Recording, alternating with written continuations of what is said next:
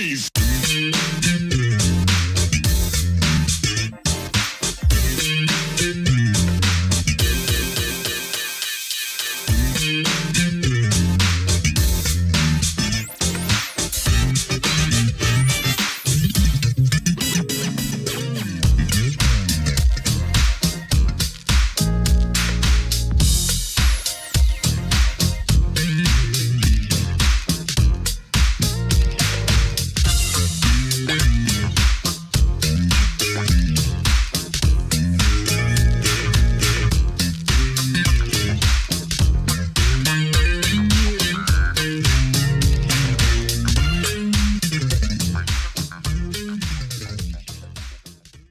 Welcome back to the next part of this Truth and Rhythm episode.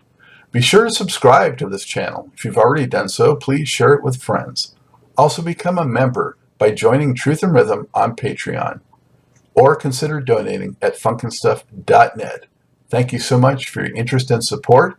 Enjoy. I want to mention a few more names, Nathan. Teena Marie, another multi-talent that's not with us any longer, but you did collaborate with her. Yeah. No, and again in the studio, she was just had so much energy, sweet as they could be, and just when she got up to that mic to sing, you just were going, where does this voice come from? She was just, because she was only she was a little bitty girl, you know, but such a big voice, a big heart, and again, you know, I was just so sad that we lost her at such an early age, you know. But she still left a lot of great music here. She's another one I think that people don't maybe fully appreciate, you know, that she could play guitar and she wrote and all the things that she did, you know. Well, no, she was very, very passionate about songwriting and all the bits and pieces, all the parts. She was very, very musical, very talented, you know. And like you said, she could make a demo and play every instrument. Really impressive. And you've worked with so many phenomenal female singers, probably all of the great ones I could ever think of. And one of them that's coming back, and it's good to see, is Anita Baker. Oh yeah, no, it's I mean, ever since the first regular, you know, I think it was 1980, but the Songstress album, you know, there's no other voice like Anita Baker's, you know, and she's been a dear friend, I mean, for decades, and we've done everything together, and you hear, again, it's just so exciting to hear those records on the radio, and it always takes me just to all the good times we had in the studio, always surrounded by the best of the best, you know. Ricky Lawson's her fellow Detroit brother on drums, but then they'd be Steve Ferroni, you know, Phil Gaines, another fellow Detroit monster, and then, you know, so many great memories with Barney Perkins at the Helm Engineering, who's also no longer with us, but great man, and you know, Michael Powell producing, Vernon D. Fales playing Rhodes. I mean, Bobby Lyle, and it's just always a room filled with music, and she's always been very passionate also about it just being very organic and not overly produced or but just like if there's a good song that you could sit around the piano and play and sing, that was sort of the basis for her music, you know. And what a voice. Oh yeah, I love the way she brought that understated sophistication, you know, to everything she did. You know, I think Anita Baker could make a jazz album that would be amazing. She could make a gospel album. She could make an R&B album. Basically, whatever she wants to do, you know. Because when she opens her mouth and sings, you know, and the world knows that voice and loves it. Yeah. I was a fan all the way back to her Chapter 8 days before she became big, and I was so glad to see her actually, you know, get over on her own. So yeah. She goes from being a receptionist at a legal firm, you know, to being Anita Baker. Yeah, unbelievable. Great story. Yeah. So Nathan, when you're playing for people like Anita, Whitney, Yeah, I think Gladys Knight, Chaka, Barbra Streisand, these female singers, and they are the focus. They're the spotlight. How do you make sure that you really support and complement what they do and not sort of overshadow or interfere with it? No, well, when I'm playing with these folks, I mean, I'm listening to what they're singing and just trying to paint a picture around what they're singing, and literally just pay homage to the song and what it's saying. You know, so like I use the bass as an instrument to make them shine, you know, and make them look good. Paint. It's my paintbrush when I get in there with them, and then literally just listen to the lyrics and what the story is about, and let's say, okay, what can I do to help them tell this story? Mm-hmm. What can you tell us about George Duke? Oh, just that he again was one of the nicest guys ever you wanted to hang out with. He loved his wine, loved a good glass of wine. He had a beautiful wine cellar in there. So after every session, we'd raid the cellar and crack open a nice bottle of something.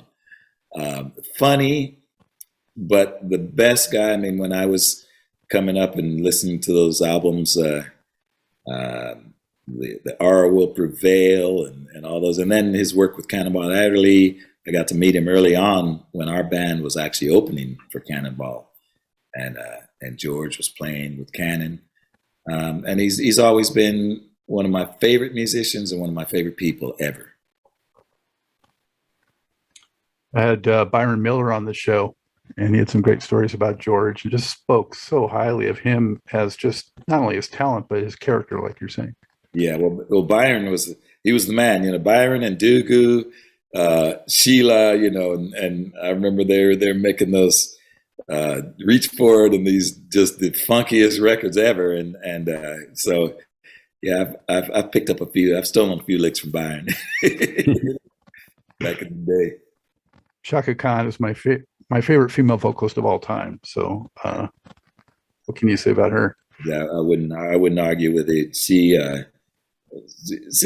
such a sweetheart too. I mean, first of all, you know, and I was one of the biggest Rufus fans as well. So to get to work with her, and she always was bass conscious. Like I said, you know, Anthony Jackson being her favorite bass player, I just study every one of those records, Clouds and Move Me No Mountain, and these songs where the bass line was just, I mean, encyclopedia of bass parts on these records.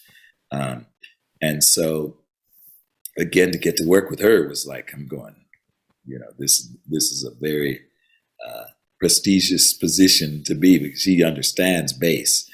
And then to get to sing with her in Fourplay Between the Sheets and do a duet with her, you know, I keep pinching myself. It's just too much fun, and she's a dear friend. Yeah, I definitely recommend viewers check that out on YouTube, that clip of you guys doing that. And Philip Bailey is also up there. So amazing. Exactly. Yeah. Unbelievable. So you played on I Feel For You. Are you actually on that track? No, that's Louis Johnson. Okay. Louis Johnson, Steve Ferroni on drums. Yeah. I'm on Through the Fire, and which is written by my buddy Tom Keene and David Foster. The music and it's yeah. She has so many great hits. Well, that was such a huge comeback for her. That was also good to see, you know. Yeah. Really great to see. How did you make the Clapton connection initially? So that's a good one. Initially, it was he, you know, when he was signed to Warner Brothers, the producers kind of had their stable of guys, and there was an album called Behind the Sun, I think 83, 84. I know we were in the studio around those years. And he, you know, he was working with those producers who, you know, I think Lenny Warnekerd, Russ Titleman, and they said, well, we got some guys in LA I think you'd enjoy playing with. He was Luke Thur Jeff Porcaro, Michael Omarty, and Phil Gaines, the kind of the stable of the guys. And I got that call as well. And so we met him on that album. He was lovely, and it's kind of like he was meeting the LA guys for the first time, and we were meeting him. And again, everybody was just going around bowing to each other. And we, had an incredible relationship ever since. And I was introduced to him by Phil Collins when I was working on Philip Bailey's album. We went out to a pub in Guilford, and Phil was working with Eric and producing something on him as well. So I was introduced to him, and then sort of reintroduced at Live Aid 1985. I was playing there with Kenny Loggins, and when I got off the stage, there's Eric, saying, "Hey, let's hang out." I mean, we were destined to work together. And then shortly after that, Phil Collins and Tom Dowd were producing an album called August. And we collaborated on that. Greg Gaines, Phil Collins, Eric, and myself. And then we had so much fun in the studio that Eric's manager said, "Hey, I got some dates lined up at Royal Albert Hall, Montreux Jazz Festival." So in 1986, we went on the road together.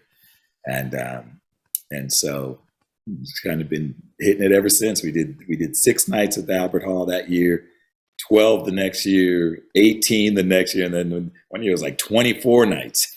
So, and I think they made an album, recorded 24 nights, then unplugged, and I mean, this has been so much fun. To this day, I was in last night recording some new music with him. How long does it take you to learn a repertoire like his? How much time do you spend on something like that? Well, it helps being, it helps when you're like a 16-year-old kid, if you're in your bedroom with Cream learning those bass lines. It's like and basically, it's just said, okay, let's do these songs in the set. And so most of them I already knew. And, but normally, if you get a set list in a couple of weeks, and that's what we used to do, we rehearse 2 or 3 weeks to get everything worked up. So by that time, we're pretty good, ready to go. Is he big on rehearsing, or just, hey, this is it, let's go? No, he's big on rehearsing. He wants it to be, because a lot of times too, if he hasn't played every day, then it's just kind of getting the chops back up in shape, for hitting the road. It's kind of like training. With all the hundreds of players that you've worked with, what about Eric Clapton's style is just so unique and special? And how does the interplay work between you?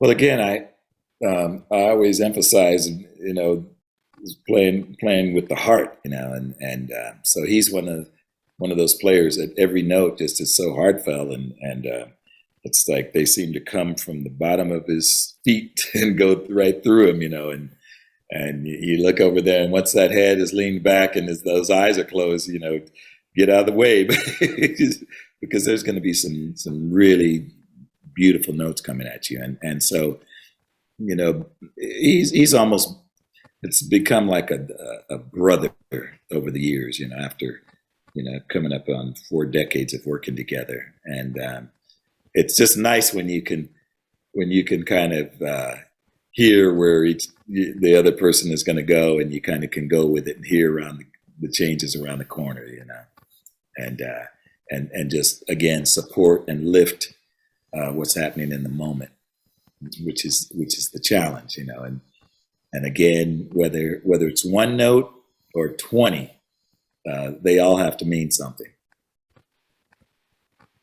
How comfortable do you feel getting to sing? You know what? He pushed me up to sing Camp on my way home. And if I had known Steve Winwood was in the audience when I did it at the Albert Hall, I would have been a lot more nervous. But yeah, it's fun. I used to sing in the club bands and the top 40 bands when I was growing up. So it's something that I enjoy doing. And, as long as there are no other real singers around, I'm comfortable doing it. So, I've been focusing on mostly the R&B and jazz artists you've worked with, but you've worked with so many on the rock side too, Clapton being one of the most prominent, and you mentioned Phil Collins. And were you on the Easy Lover song? Yeah, we co-wrote that together. That was the last song on the Philip Bailey record. We had been there for 2 weeks, and Philip said we still need like a single that we could take to the label, and we went over the piano, and I kind of started playing those chorus changes, and then people started singing. We started singing along. Philip Bailey started singing like his verse, and literally we made a demo of the song that night. And the next day we came back to listen to it and see what we could improve on, and we all liked what we played, on the demo. And then Phil Collins was singing, he started singing these words, "Choosy Lover," then it was "Easy Lover," and then he sounded so good. And I said, maybe you should do it as a duet with Philip, So it became a duet, and it did great. I had so much fun with the tune. Was that the first track you were involved in composing where it became such a huge hit? Pretty much, yeah. Probably the biggest songwriting effort that I've been involved with. Yeah. Had you met Philip prior to that? I had met Philip prior to that, and he actually was the one that suggested me to Phil Collins, who I hadn't really known. And so when they collaborated, Phil said, "I'd love to bring Nate over," and we had done some things together. So I'll forever be grateful for that connection. Yeah, and you worked with Philip pretty extensively on some of his other work, and I think you also were involved in the Earth, Wind & Fire comeback album in '87, right? Touch the World. Yeah, Touch the World, which I still couldn't believe, because Verdine White is one of my heroes on the bass, but Maurice White was kind of experimenting around, and I'm just, if you get me on an Earth Wind, all I'm going to do is my Verdine White impersonation, but at the same time, it's a high honor, to participate. What impressed you about Maurice White? Everything. I mean, Maurice White is one of those producers where you hear one thing in the studio, and when you go back and hear the record, it's like it was put through the magic machine, and everything he did. I mean, truly one of the most gifted and talented and spiritually uplifting musicians I've ever had a chance to work with.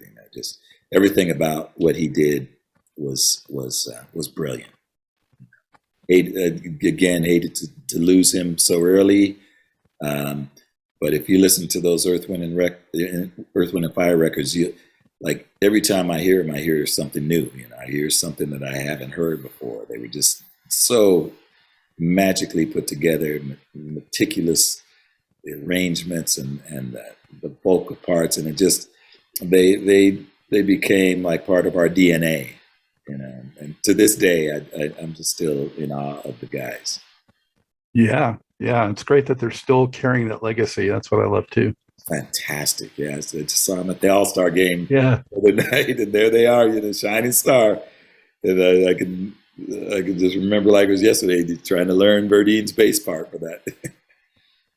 On your solo record, you had them come on and guest. And did you plan those tracks, I think Serpentine Fire and Love's Holiday, already, or did you do it because you knew they were going to be involved? Or for Serpentine Fire, that was sort of my brother Marcel and I had put that track together a few years earlier with our friend and engineer Mugi Canazio, and so that was a track that was already kind of in the works, and Phil Collins had played drums on it, and so when we went to when I was working on the last record, we went out and dug out the masters and put it on, and so we said, what would be better than having Earth, Wind and Fire guest on this tune?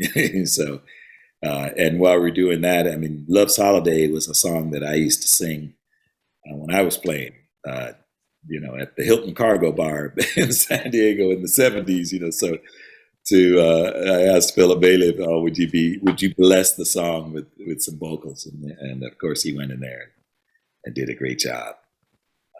And again, I feel like that group and Stevie Wonder, they're just part of our DNA in life. Like they've written the soundtracks to our lives. Well, and you pulled two songs off my all-time favorite Earth, Wind & Fire album, All in All. So I was very much on board with that choice. Cool. No, thank you. It's, I wore those records out completely, and Maurice, he was such a visionary, and first of all, too, his voice, there's no other voice like that on the planet, and then the combination of him and Philip, it was just, I think it was written 1,000 years ago that they would come together and be such an influence in our lives. And, just that's kind of the mark when you're making music, I look at that and I say, this is what you want to shoot for, this kind of impact. You finally, as you mentioned, came up with, we're talking about the solo record. So it took you a while until 2013, I think you said, but now you've done 3 of them, I believe. One a duo album with Bob James, and so that was a lot of fun too. And then in the middle of my 2 solo albums, it's one of those things. Making time for was the challenge for me. Is something that I started wanting to do more and more. We formed Fourplay in 1990. First album released in 91. I can't believe already over 30 years ago.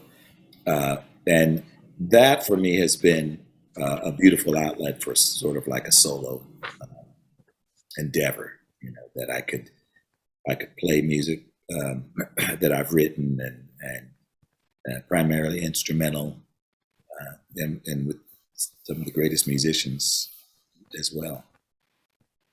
Yeah, so I understand you guys came together because for a certain project, and then it just clicked so well. You're like, hey, let's keep this going. Absolutely. Bob James, who had done so many solo albums and great leader, he came up with the idea of, he said, boy, wouldn't it be fun, just to have a band where like each person was responsible for 25%, so now you don't have to do this whole record as a single artist, but each person contributes, produces their own music, and then we all are we just share in the whole process. And that particular combination of musicians, there was sort of a built-in sound. If you listen to a song called Restoration on Bob James's album called Grand Piano Canyon, I think it came around 1990. To me, I call that the birth of Fourplay. The first real Fourplay song. It's just the quartet, and it sounds like Fourplay. And so he picked up on that sound, and he was an executive at Warner Brothers Records, and he said, I believe I could get us a deal, and we like you say, you're in the say, oh, that would be great, and we actually, and after a few months, he said, well, what do you think, guys? And yeah, and so Warner signed us. They didn't have to hear a note. As soon as they saw the lineup, we had a deal. And as a matter of fact, Mo Austin and all the executives, they were at the studio first day one when we recorded the album, and it was just very exciting. So that kind of satisfied my solo artist need for several years before I actually became a solo artist. Yeah, and I think also gave you a nice outlet for something different because you were still doing so much of the rock and pop and that kind of stuff, right? Yeah. So it would be fun to get off the road, finish the Clapton tour and then jump right onto a Fourplay tour, and there's Larry Carlton, or we were blessed with 3 of the world's greatest guitar players, Lee Ritenour, Larry Carlton, and Chuck Loeb, we. When Chuck passed away, we used that as an opportunity to just say, now let's pause and figure out, what we're going to do from here. But 30 years is a pretty good run. Yeah, and I think your timing was perfect too, because in the early 90s, it was when, things were getting sort of overproduced in the pop world, and you had grunge and things like that were happening, Yeah, and hip hop and all that, but there wasn't so much of high profile music in the space that you guys were pursuing at that time. right, exactly. And so, yeah, the timing ended up being pretty good, and then the music was really embraced, um, and we all ended up being very happy with the way the world received our music, and touring all around the world as well was a joy. And of course, playing with Harvey Mason, who goes all the way back to the classic 70s jazz greats. What's it like locking in on rhythm with him? Oh no, it's like I say, I was such a big fan of these guys before even meeting them.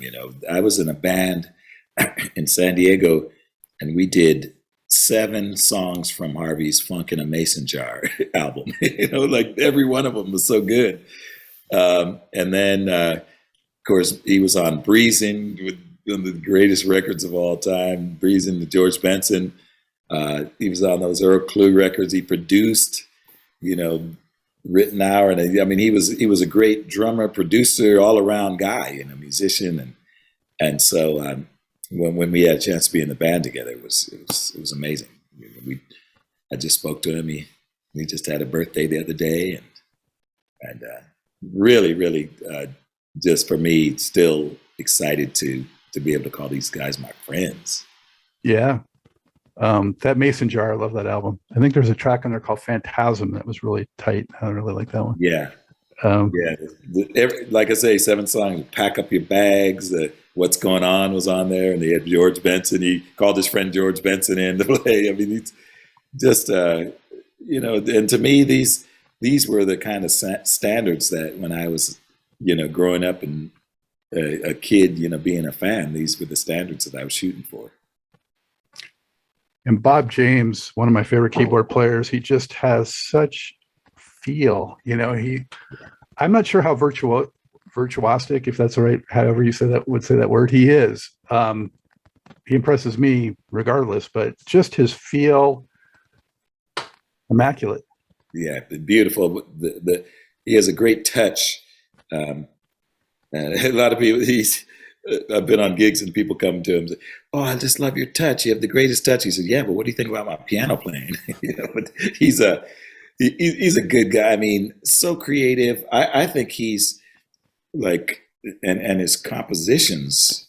He's one of these guys that just he writes it, he plays it, he arranges it. He went in line and got he came back around several times for the gift.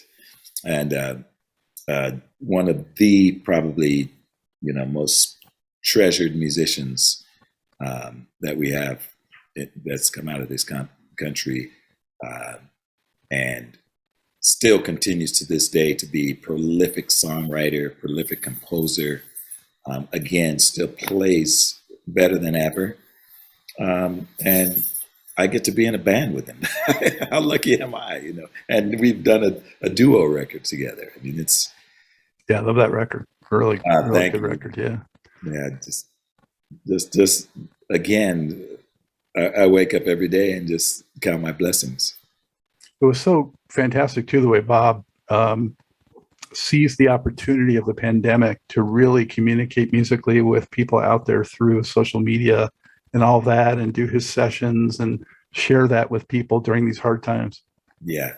I think a musician like Bob has to have a creative outlet, because if you can imagine, like, if music is boiling inside of you and it can't come out, then you would explode, So he did the next best thing. He figured out how to, okay, if I'm going to have to be at home, I'm still going to find a way to connect with people and I used to love reading the comments because people were so appreciative that he would take the time to share music and stories.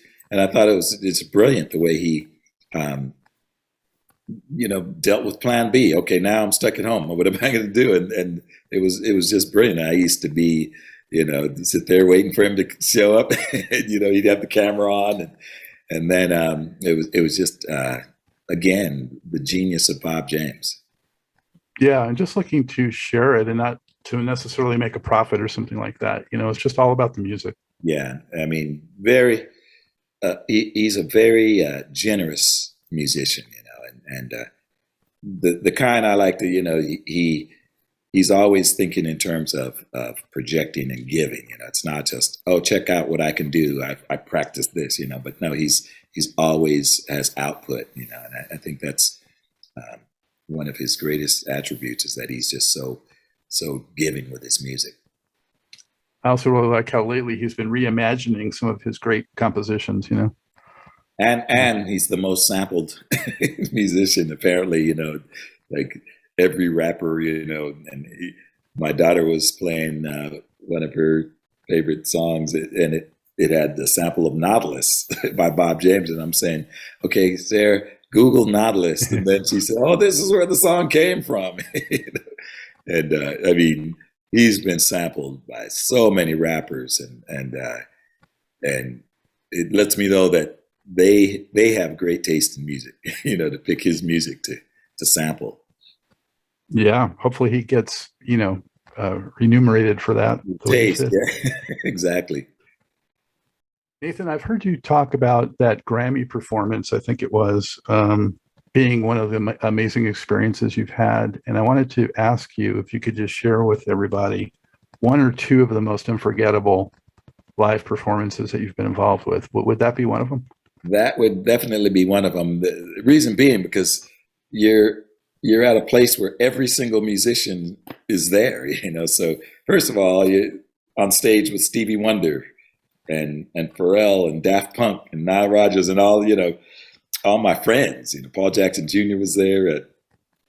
And then you look out in the audience and there's Ringo and Paul McCartney dancing to you to the song, and Beyonce and Katy Perry, and it was just like everybody was out there in the audience. I'm thinking, where else would you rather be? It was really just an exciting night to be playing music, and then it was being televised around the world. So definitely one of the most unique and fun experiences. What year was that? It was 2014, I think. And then, they won the song, they got record of the year, song of the year, or something like that. And yes, I call that like ground zero for music. And another one though was being on the steps of the Lincoln Memorial for the inauguration of President Barack Obama. 2 million people playing. Stevie Wonder, Bono, James Taylor. I mean, just the entire music industry again. Herbie Hancock, and Mary J. Blige. It was just Bruce Springsteen. Just all these people coming together for this momentous occasion, and then to literally see 3 miles as far as the eye can see of people standing shoulder to shoulder. I'll never forget how exciting that was. And I had a picture of my parents who are no longer with it, and my grandparents on my music stand, and everybody was crying, and this would be the first time that they would see, Black president. It just was one of those days where it was very special. Did you get goosebumps? Goosebumps, definitely. And it was great because after it was all over, they said everybody stay seated while the first family leaves, and usually they'll just Secret Service, rushes them off, but no, the family came over and shook all of our hands, introduced, said hello. I remember President Obama said, "Hey, you were really laying it down," I'm thinking, really, And then we were all little kids. There's Herbie Hancock and James Taylor and all these folks, just standing there waiting patiently as he comes down and he said a little something to everybody. And so I thought this feels great. Wow, talk about historic. Yeah. In a situation like that, Nathan, do you get to where you kind of don't even realize or forget that you're playing? It's just kind of like you're outside yourself in a way. A little bit, it's one of the, and I'll never forget too. my phone, I had my phone, and then as soon as it was finished, I heard it just started bing, bing, bing, bing, bing, and then there some kind of way they were able to block the signals of all the cell phones. And I thought, hey, this is for 2 hours. There was no cell phone signal, and it just felt like you were in a movie. You know, we had to get the bomb sniffing dogs, you know, for our cases, and you know, and there was just, you know, there was the army band. They're right there. I mean, all these, you know, all these folks in DC that were just and everybody wants to be there. You know, everybody had to go through this, you know, same security checks and secret services everywhere. It was amazing. Can only imagine, man. Yeah. After all this time, do you get more fulfillment out of playing in the studio or on stage? That's a great question, because I think I'm 50-50 on the fulfillment factors. Nothing like playing on stage and then just getting the feedback and the love from the audience. It's just an amazing feeling. And my father used to say, I wish every time I came up with an idea, I'd get applause. But then at the same time in the studio, your sound is being reproduced pristine quality, you know, and so you hear really this hi-fi, beautiful sound being reproduced, and it's fun. It's like so both of them equally I enjoy. Are there a couple of bass lines that you've done that are your favorites or you're most proud of or just resonate the most with you for a particular reason? Yeah, I mean, they're the song Tears in Heaven, when Eric Clapton wrote it for his son. And I always say that the song played me, you know, I just kind of was connected to bass, but everything that came out just was like, it was happening. And so I was happy with the way I was playing fretless on that. And I love song Don't Look Any Further by Dennis Edwards. I like that bass. To this day, it was just a fun record to record. Of course, you know, Get Lucky, that was fun. Easy Lover was fun, and the added bonus of writing it and just made it very, very special to hear on the radio so much. What about, do you have 2 or 3 bass lines by others that are just your favorites? For the Love of Money, Anthony Jackson, he walked in the studio and said D minor, and he comes up with did it. I mean, genius much, you know. I started learning all the Beatles songs from the, you know, so Ticket to Ride and a lot of those lines that McCartney used to play. I just, you know, Come Together and all that. Those ended up being big bass lines. Sunshine of Your Love. Of course, all the Stevie, you know, I Was Made to Love Her. What's Going On, Marvin Gaye. I mean, the list is endless. What Is Hip, Tower of Power. I mean, these are all just kind of like pretty iconic bass parts. Yeah. Remark You Made. You know. What about, is there any solo that you can think of that kind of blew your mind?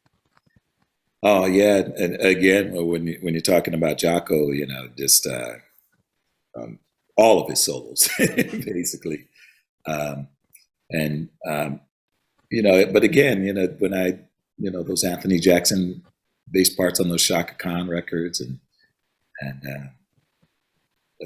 I think it's great because the bass stuff. As a matter of fact, Wes Montgomery's brother, Monk Montgomery, had an album called Reality where he played solo bass, lead bass on all the tunes, and that was my first idea when I knew what I wanted to do.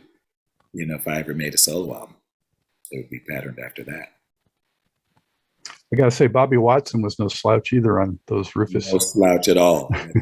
Sat there learning his bass lines. You know, once you get started, all the whoop, whoop, whoop, you know.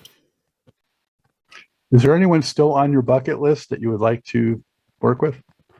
Prince was on my bucket list and missed it.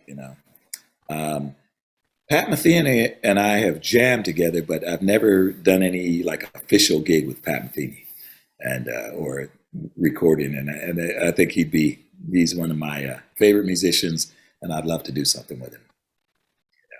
Anything. And he does, when he made the duo album with Charlie Hayden, his collaborations are very special. So I'd love to collaborate with Pat. He's probably one of my all-time favorite musicians. Now, your playing involves sleight of hand, because I understand you're also into magic, right? So, oh, you heard about that? Yeah, I joined the Magic Castle here many years ago. I joined the Magic Circle in London, and it's just a hobby that I enjoy. I think everybody likes a little magic, little sleight of hand. And so, usually if we're out at dinner or something, it's fun to pull something out. What inspired that? Was it one of those 1970s Earth, Wind, and Fire shows? Yeah, well, those definitely were amazing. Yeah, he had a lot of magic in there. Yeah, and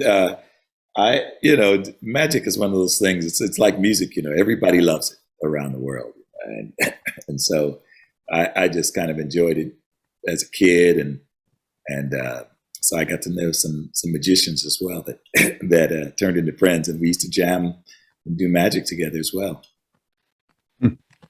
Yeah, has that been passed along too to the kids, or not so much?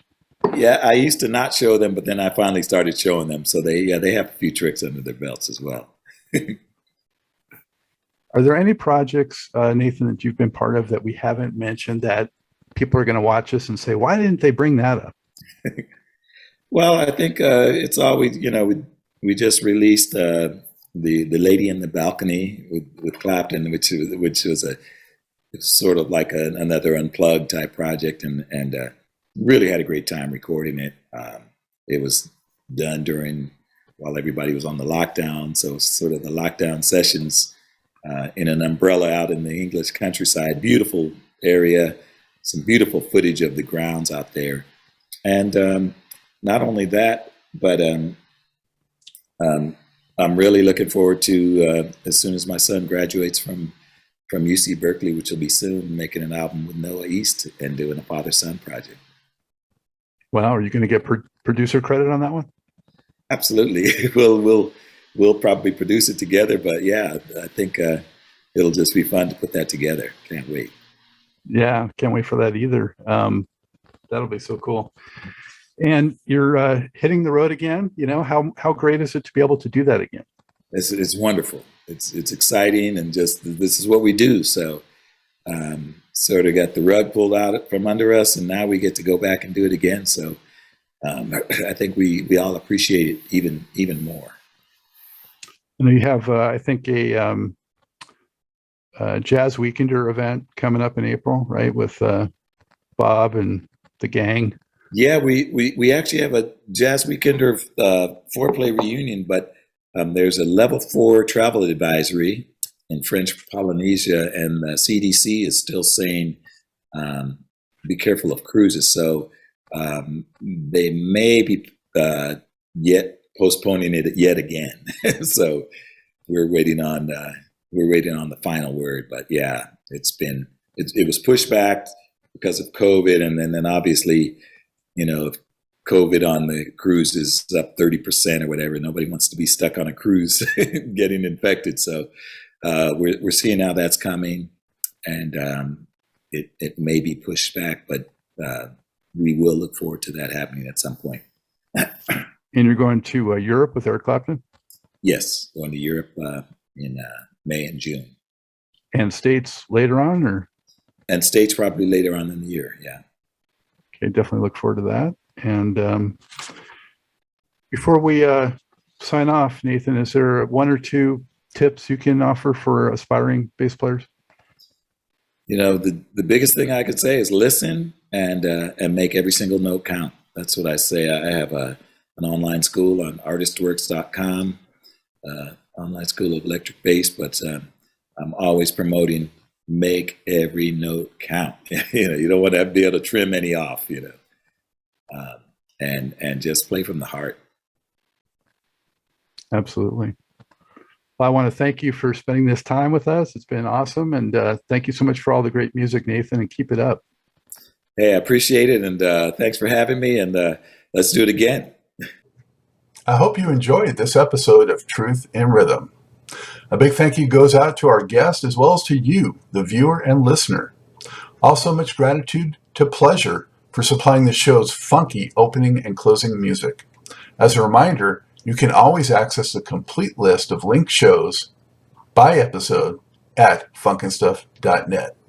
I urge you to support this program and receive the extra benefits along with that by subscribing to the Funk and Stuff channel on YouTube and sharing it with funk, R&B, and jazz lovers, joining Truth and Rhythm's membership program at Patreon, submitting a donation at funkandstuff.net, buying Everything is on the One, the First Guide to Funk book at Amazon, shopping at the Funky Things store for cool merchandise at funkandstuff.net, and linking through funkandstuff.net for all of your Amazon purchases.